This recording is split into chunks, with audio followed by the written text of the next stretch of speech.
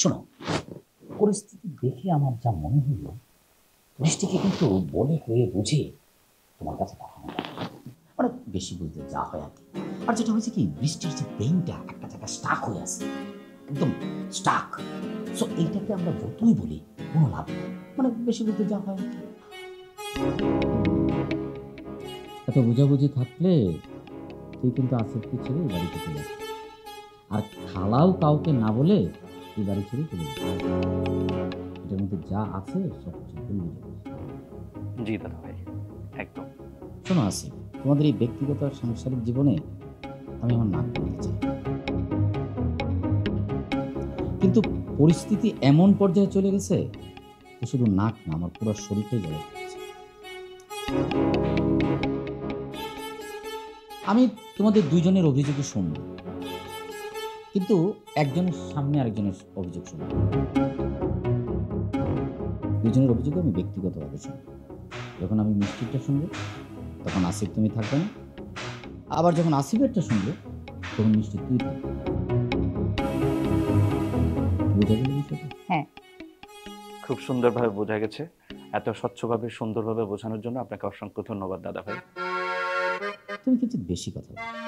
জি দাদা ভাই।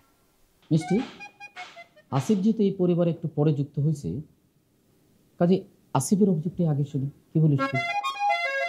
ঠিক আছে। তো তুই এখন এখান থেকে চলে যাবি, তোকে না ডাকা পর্যন্ত তুই আসবি, ঠিক আছে?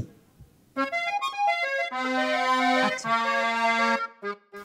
দাদা ভাই, রাকিবের ব্যাপারটা কিন্তু তোমাকে দেখতেই হবে। হ্যাঁ অবশ্যই দেখবো, তুই এখন যা, না ডাকা পর্যন্ত আসবি।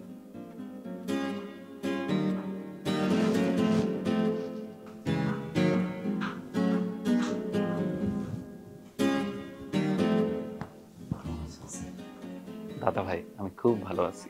আপনি ভালো আছেন? আমার থাকা নিয়ে তুমি ভাববা না, কিন্তু আমি তোমার বিষয়টা নিয়ে খুব চিন্তিত। তুমি এমন একটা মেয়ের সাথে তুমি সংসার করছো, আমার বোন না, আমার বোন তো আমি তো চিনি, এটা একটা যুদ্ধ জয়ের মতো বিষয়।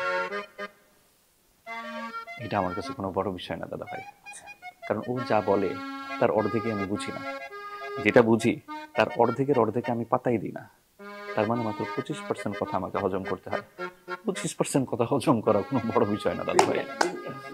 আমার আফসোস কি জানো, তোমার মতো এরকম একটা ব্রিলিয়ান্ট ছেলেকে মিষ্টি বুঝতেই পারবে। শোনো, পরিস্থিতি দেখে আমার যা মনে হইল, বৃষ্টিকে কিন্তু বলে হয়ে বুঝে তোমার কাছে পাঠানো মানে বেশি বলতে যা হয় আর কি।